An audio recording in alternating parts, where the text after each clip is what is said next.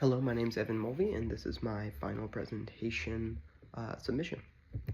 So for my project, I tested the usability of self-checkout machines, which are now pretty much a standard part of grocery shopping. I tested two people, one of them being my fiance, and the other one being my father.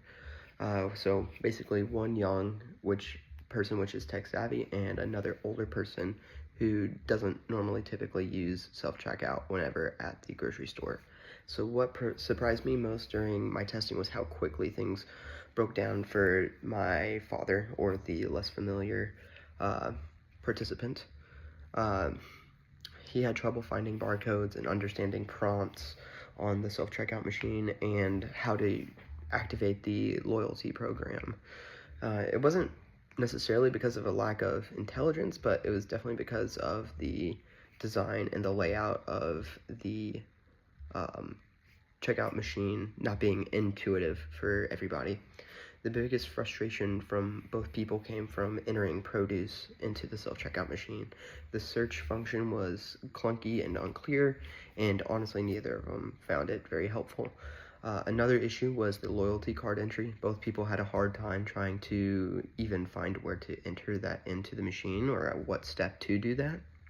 So there were no real clear instructions or labels, so both of the participants ended up skipping it or asking for help.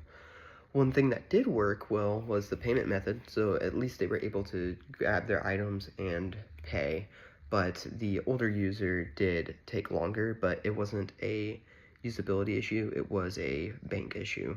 His card only swipes, so the amount of time it takes for a swipe transaction is slower than a chip or a tap transaction. So what stood out most to me was that the systems aren't really truly universal.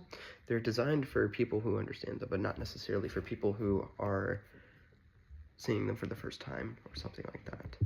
So before this project, I thought of the audience was mostly just a general concept, like a person reading or using the thing, but now I realize that the audience is made up of real individuals that all have different needs and wants, habits, and experiences with everything. So now when I think about a user, I think about someone who is using the product for the first time, or maybe for the millionth time, or a person that is distracted, tired, or is fresh out of the day, or someone that just thinks generally differently than me. This matters because we tend to design products that align for yourself and not for everybody. They're the average user. So this project made me realize that good communication and user readability is super important. So designing for real people means building concisiveness into your process or your product. So it means asking, is this obvious enough for other people, or can I make this more accessible, and other lines like that.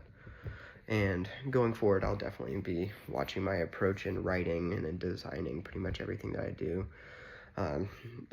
My background is in forensics, so if I happen to be doing anything like that, I will definitely be tailor making things for the average Joe Schmo rather than people that are specifically like-minded like me. So this project showed me the value of feedback, my observation skills, and clarity, and I now understand that product readability and user readability are one and the same thing. It's going to be way more beneficial if you do a project or a product that is designed for everybody and not just yourself. So it's good to rethink your approach on everything. Overall, I think the project was super helpful and helped me think about how my audience would be thinking about this process or project. And it's a skill that I'll take with me forever. Thank you.